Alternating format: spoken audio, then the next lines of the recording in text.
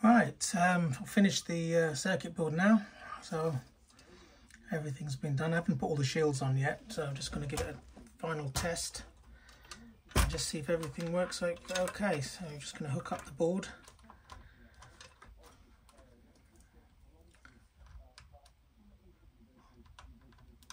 I've had to take out the power board again because I want to make sure everything runs properly. So you've got the main power in here.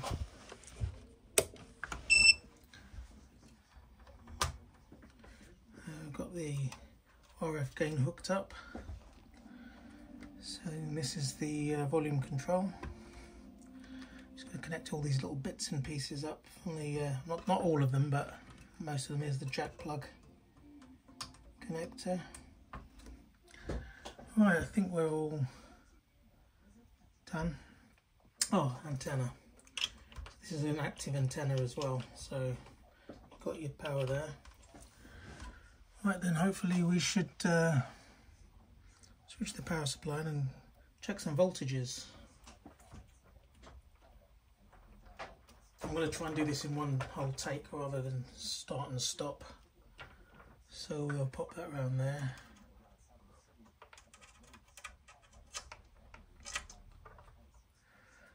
Okay, so switch on the power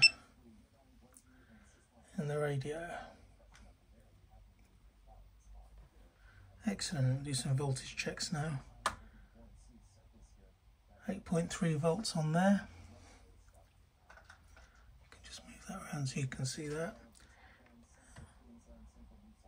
8.3 volts on here. And the main regulator we should have 8.3 volts as well. There we go. And there should be 5 volts coming out. Perfect. So now we check the microcontroller. Make sure there's 5 volts on that. Should be that capacitor there. 4.5. And we've got your power for your active antenna, which should be, by the looks of it, the orange wire.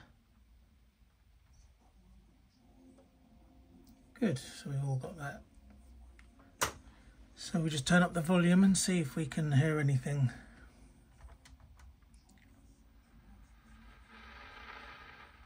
Just a crackle. Okay, we'll type in a frequency 1152.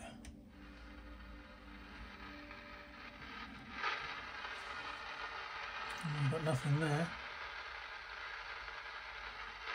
We'll try FM 97.3.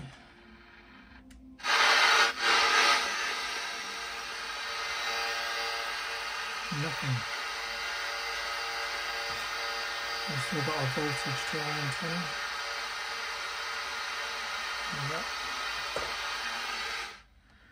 Oh. Seems like we may have a problem there. Right, let's just go over to the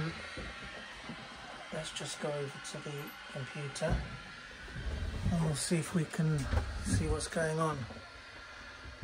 Because we've got static, I'm pretty sure all the bypass filters and everything are okay. So your antenna's coming in here.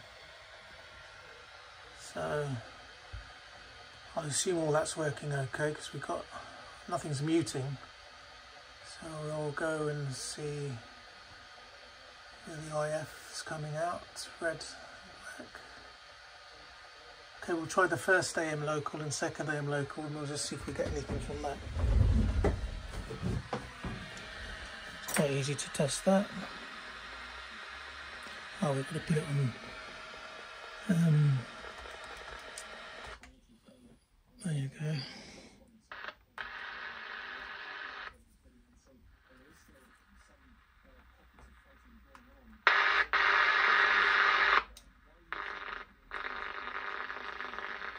Yeah, that seems to be okay.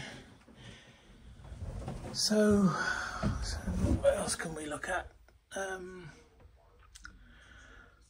Okay, so we've got our main 5 volts coming in. we got our 5 volts coming in here, in this section here. So we've got 5 volts goes up there onto this line here and then out.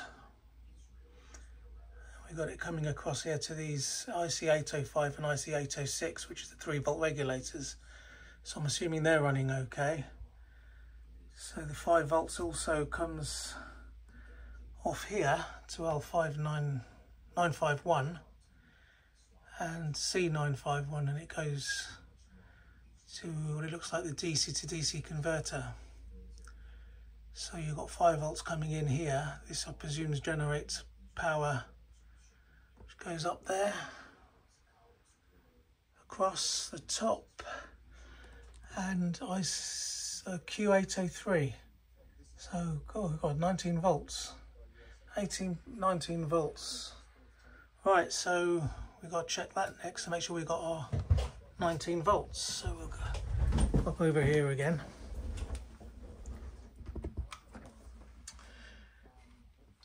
Right, so we've got the, this is on the DC to DC converter. Let's have a look in there. So we got C9, that's that one there. So we should have 5 volts here coming in, which we have. Okay, and we need 18 volts out. Don't even put my tester lead down there because it's going to short out against the can, so it comes down here to this capacitor and this coil. Oh, we've only got 4.7 volts there, and it's fluctuating and dropping as well. Oh, that's probably where our problem lies then. So if we go back over to the circuit diagram again, we'll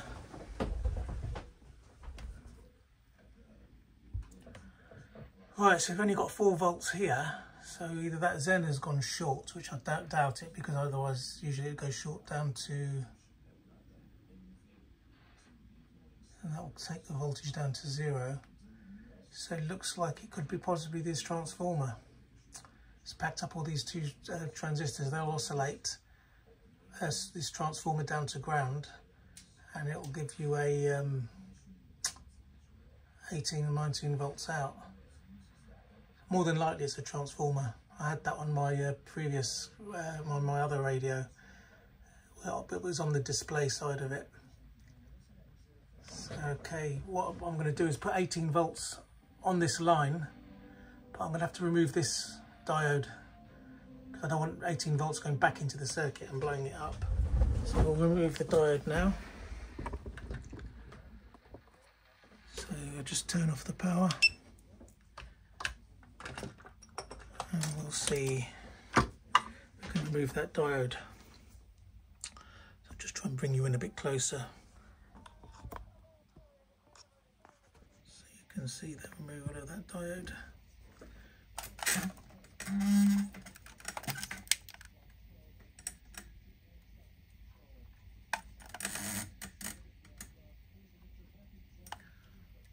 They're so small, these little tiny components. So we'll just remove that.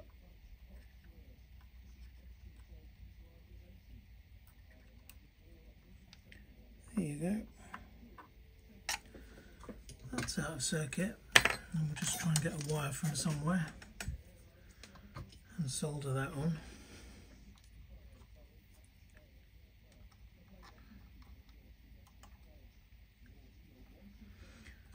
Okay, let's switch on the radio now.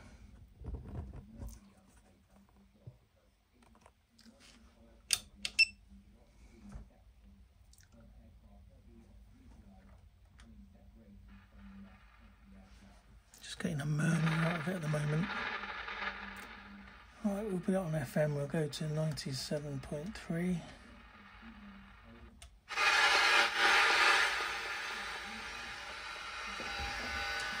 Not getting anything at all. Just check we've got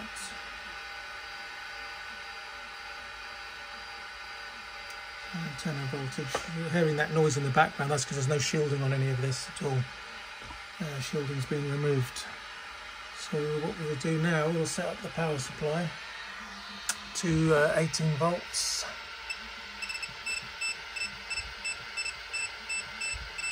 (18.5) should do that. I'll switch that on, and with a bit of luck, when I connect this up, you should hear a station. Zoom out a bit there.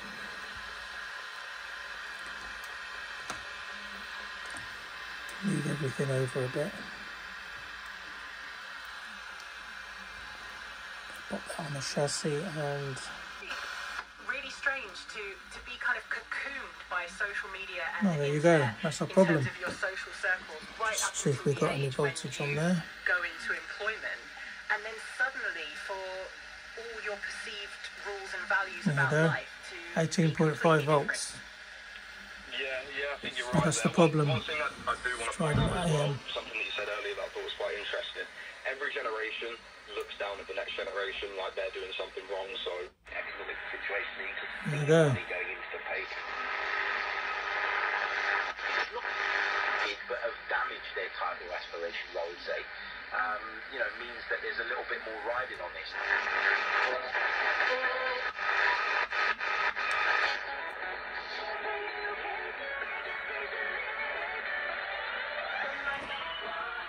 Okay, that's a problem. Actually, it makes me wonder. When I first got this radio, the capacitors in there were well, there weren't four in there. There were sorry, let's move this up a bit. Yeah, there weren't 4 capacitors in here. There's just one, and it wasn't. They were all 100 microfarads. The one that was in there was a 47 microfarad. It was just one, and there was all different capacitors put in different places on the board. And I'm just wondering if someone obviously tried to get it going and was just changing capacitors here and there, just to hopefully it will come to life. But as you can see, you need to do the job properly and relate to the circuit diagram to do proper fault finding. So I mean, this DC to DC converter would not have been working at all.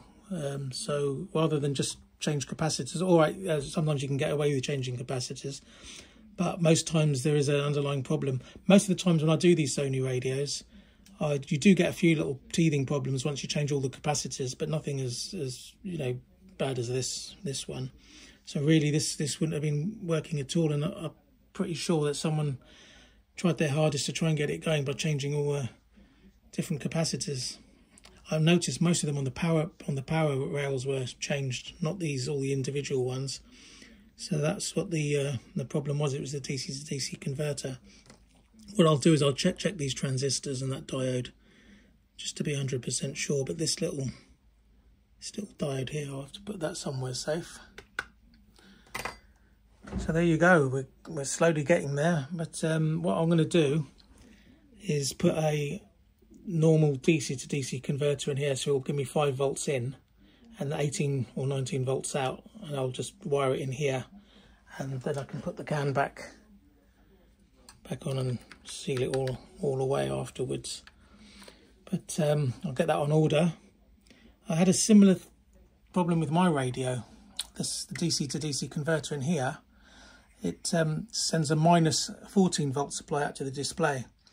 And what happened on that one is the little transformer inside there, because the acid had leaked in there for about 30 odd years, the radio was lying in its box, and all the acid corroded the pins of the transformer, and it got inside as well. So I phoned Sony up. They obviously didn't have parts because they wouldn't do it, about 30 years old. So what I had to do is get an isolated DC to DC converter and wire it in there, so your 5 volts would come in, and because it was isolated, you could put the positive of the output onto the chassis, and then your minus 14 volts would go onto the display there, and all that worked fine for me. And so I'm going to have to do a similar thing on here now, where I'm going to have to do the 5 to 18 volt conversion on there. All right, great, thanks for watching, and hopefully we'll get it all together soon once that converter comes in.